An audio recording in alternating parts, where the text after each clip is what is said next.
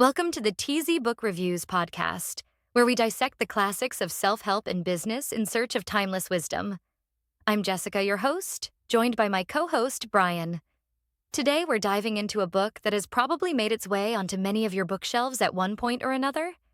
Dale Carnegie's How to Win Friends and Influence People. Jessica, this book is a legend in the self-help world, isn't it? Even though it was first published way back in 1936, its principles are still relevant today. I think it's fascinating how Carnegie managed to capture these universal truths about human behavior that still resonate with us now.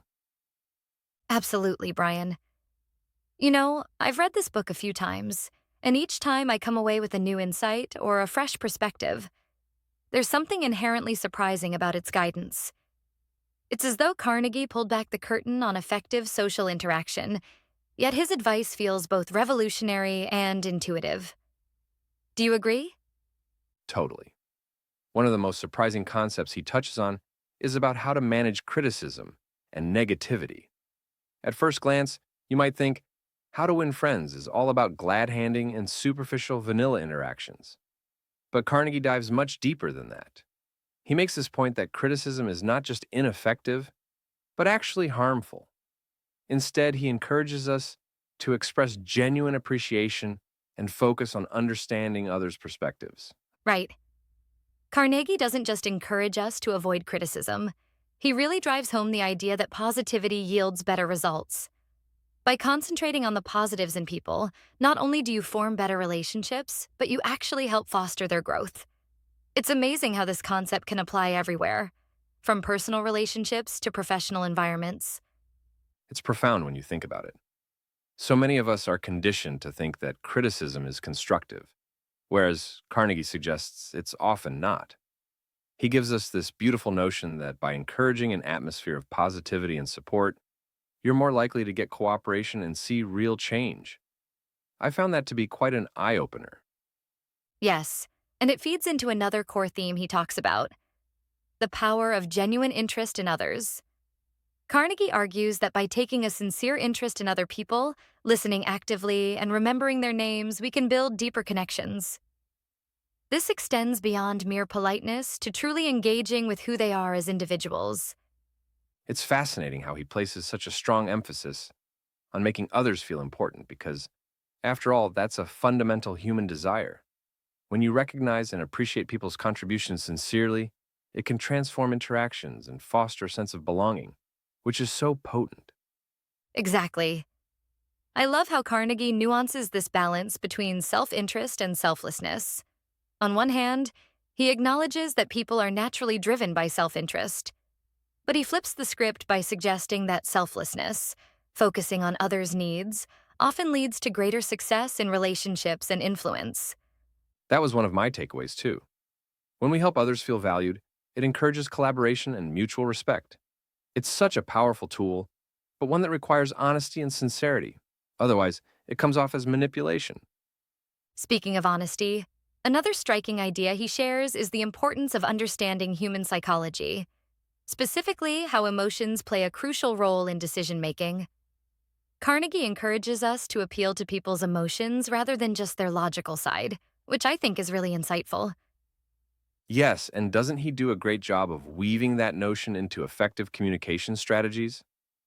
His advice on becoming a better listener, for instance, appeals directly to our emotional need to feel heard and understood. When you listen without interrupting and truly engage with what the other person is saying, it reflects that you value their perspective.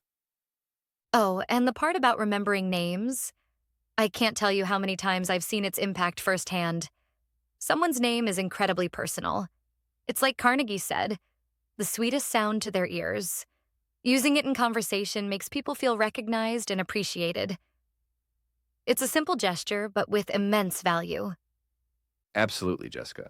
And you know, the emphasis on avoiding arguments was another killer point, wasn't it? Carnegie suggests that arguments are rarely productive and often damage relationships. Instead, he recommends welcoming disagreements as an opportunity for understanding different viewpoints. What do you think of that? I think it's immensely practical advice. The key is in controlling our initial instinct to react defensively. Instead, encourage open dialogue, listen first, and find areas of agreement. It's about fostering an environment where respect thrives even when opinions differ, which can be quite transformative. For sure, Carnegie's insights on leadership are also noteworthy. He reminds us that effective leaders set positive examples and inspire cooperation rather than demand it. Real leadership involves empowering others to reach their full potential, which is key to cultivating a supportive and motivated team. Yes, and it all circles back to this central ethos of sincerity and genuine involvement. Whether it's in leadership or personal connections, there's such a profound difference between insincere flattery and honest appreciation. True appreciation, unlike flattery, is a powerful tool because it acknowledges genuine value in others' contributions. Another surprising insight from the book was the principle of reciprocity. Carnegie points out that people are naturally drawn to those who show interest in them. It's that classic notion that you can make more friends in 2 months by being interested in others than by trying to get others interested in you. Right, Brian? That concept resonates so much, and it's rooted in mutual respect. Carnegie shows that the art of influence lies in creating this cycle of positivity, where the energy you put into engaging with others comes back to you tenfold. I believe that Carnegie's book still holds such power today because it transcends surface level communication tips and delves into what it fundamentally means to connect with others. His insights challenge us to reflect on the ways we relate to people and underscores the importance of empathy and emotional intelligence in building meaningful relationships. It's no wonder that this book has remained a cornerstone for nearly a century. Its focus on human behavior and psychological cues taps into something timeless about the ways we forge connections. By altering our behavior, as Carnegie describes, we really can change how the world reacts to us. So true. This wisdom is reflected in those seemingly simple yet insightful practices he advocates, like smiling, being genuinely interested in others, and appreciating them honestly. These small acts can ripple out, creating an environment of positivity and goodwill. Exactly.